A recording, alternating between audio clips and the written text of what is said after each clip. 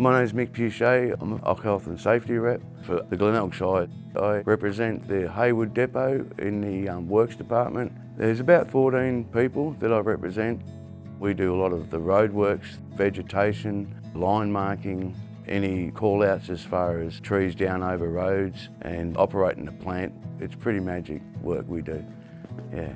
A while ago I lost my finger in an industrial accident, my right index finger, and I don't want that to happen to anybody. To be able to use my injury as a deterrent for anybody else and a way for people to be speaking up, I'm happy with that, mate, you know. We have a toolbox meeting every day. Anything that the boys need to bring up, if I can't handle it, I'll take it to my committee, make it their issue as well, and then we can all nut it out together and try and come up with a solution.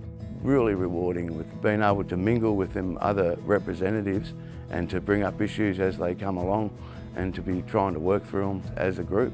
Because he's a worker, Mick looks at it through an operational lens and can identify a lot more hazards than what we ever would.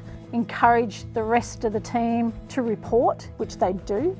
He cares for their mental health as well, organises barbecues, creates a safe space for them to talk to him. We have a good group of HSRs and Mick is like the leader of the pack there, and he's able to talk with management, with CEOs and discuss issues in a positive nature. Mick's been fantastic. He's changed the culture in the place, that's for sure. And he's always he checks on people. He rings them up and asks them how they're going. Anything you want to speak to him about, yeah, you think it might just get thrown to the side before you know it. Mick's out there and he's looked at what you've been talking about, and we pretty well know that they're going to get followed up with. He never stops. Just simple things like we're walking out the back of our workshop out here one day and we noticed material around extinguishers and things like that. Straight away, it was move the gear, let's paint some lines, let's get things safe. He's implemented so many safety things along the way. It's been fantastic. Different safety glasses, better earplugs, slowing down truck drivers that come in. Make sure you got your safety vest on, making sure you've got all your gear on, you know. They brought in for lone workers a GPS system. Because we are fairly remote down here, to be sent in the middle of the bush and no one was able to contact us. The phones weren't working and it was more or less working out what can we use here to be able to contact people to say, hey, I'm in trouble. And that's how they come up with the GPSs. Everybody's got one. You can go out knowing that everybody's safe.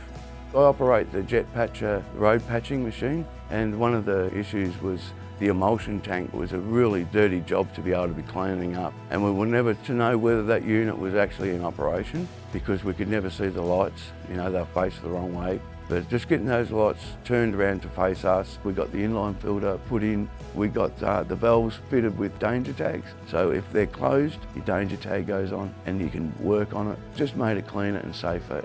Some of the challenges I have faced, there's always an aspect of money. Companies are always first to say we can't afford it. If that's the case, find a solution that we can afford it. Things don't have to happen overnight and we can all sit down together and work it out and find a solution. You don't have to go through these things alone.